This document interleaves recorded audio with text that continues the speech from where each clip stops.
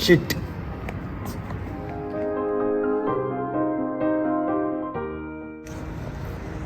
काश काश यार, काश काश काश काश काश काश काश काश के ये दिल टूटा होता होते ना हम जुदा। काश। शान भाई क्या हुआ? कुछ भी नहीं यार, काश। क्या ये क्या काश काश क्या लगाई है भाई? अरे काश में पेपर दे देता यार, आज का मैं पेपर दे देता यार, काश। क्यों नहीं दिया तुमने?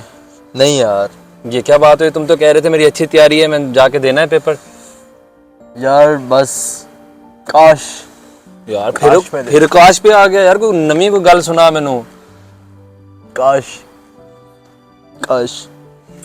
अच्छा चलो वो तो ठीक है, पर तुमने पेपर दिया क्यों नहीं?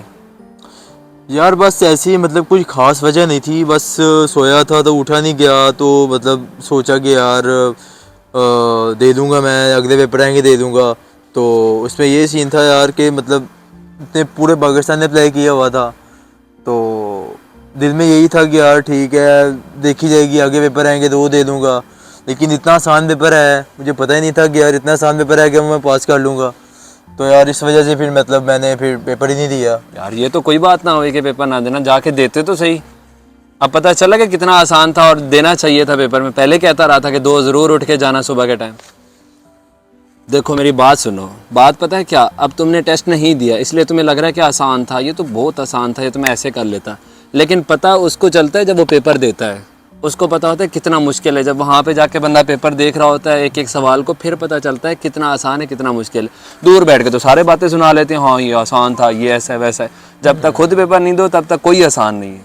और उसके अलावा सबसे बड़ी बात कि जब हम पेपर देने के लिए वहाँ पे बैठते हैं तो सबसे पहले हमें वो उसकी पेपर की टेंशन होती है, और दूसरा ये हमारे दिमाग में आ रहा था कि क्या हम वो पेपर एक पूरे टाइम पे कर सकते हैं, और दूसरा कि ये कि हम किस तरह उसको मैनेज करेंगे टाइम को। और फिर वो सारी चीज़ें जो दिमाग में एक बार स्ट्रेस बन जाती है ना, उससे भी बंदे को उस वक्त जो चीज़ें आती भी होती हैं वो भी भूल जाती हैं। तो ये तो फिर कहना आसान होता है कि वो पेपर आसान था, ये ऐसे। अब ये एक तरह का सीखने का मरहला होता है, जब बंदा वहाँ पे जाता है पता चलता है सारी चीज़ें, वो एक आइंदा आने वाला कोई ऐसा एग्ज़ाम जिसमें हम पास कर जाएं, तो वो उसके लिए बंदा सीखता है बहुत सारी चीज़ें कि कैसे मैनेज करना है, किस तरह पेपर होता है, किस तरह मैंने उसको प्रॉपर पूरे टाइम पे करना है। तो ये चीज़ें बहुत इस तरह मैनेज हो सकती हैं, वरना नहीं हो सकती किसी।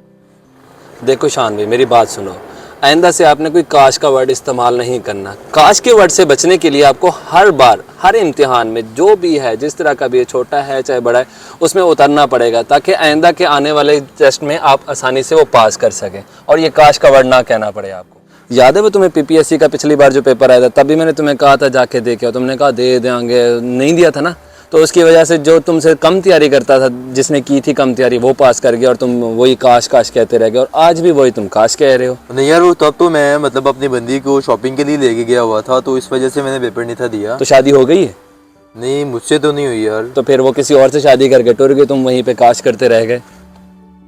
और तुम्हें आज एक ऐसे बंदे से मिलाता हूँ जो इस काश के वर्ड पे तो बिल्कुल भी भरोसा नहीं रखता। चलें? हाँ, आ जाओ। तो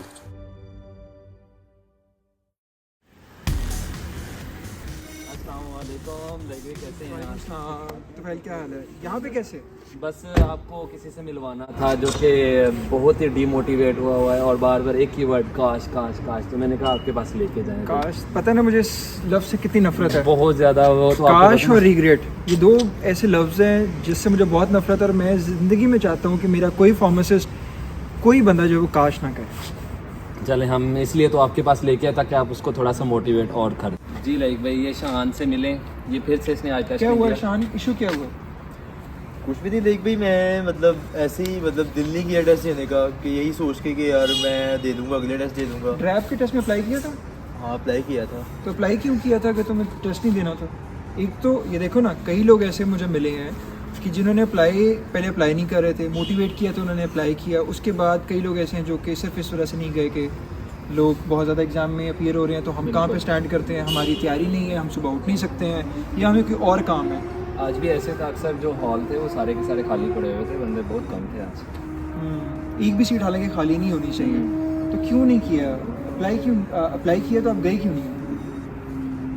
कोई बस ऐसे ही मतलब बस देखा, अब ये वो वर्ड है काश का जो मैं चाहता हूँ कि कोई भी बंदा काश ना कहे। अच्छा, मैं चाहता हूँ कि जितने फार्मासिस्ट देख रहे हैं, चाहे वो फ्रेश ग्रेजुएट्स हैं जिन्होंने कई बार एग्ज़ाम दे दिया हुआ है, या फिर जो एमफिल कर चुके हुए हैं, या जो पीएचडी कर रहे हैं और इस बात से थोड़े हेजिटेंट है कि उन्हें एग्ज़ाम देना चाहिए नहीं देना चाहिए, तो मैं कहूँगा आपने लाजमी एग्ज़ाम में अप्लाई करना है और एग्ज़ाम लाजमी आपने देना है, ठीक है, ताकि आपको ये काश वाला वर्ड इस्तेमाल ना करना पड़े।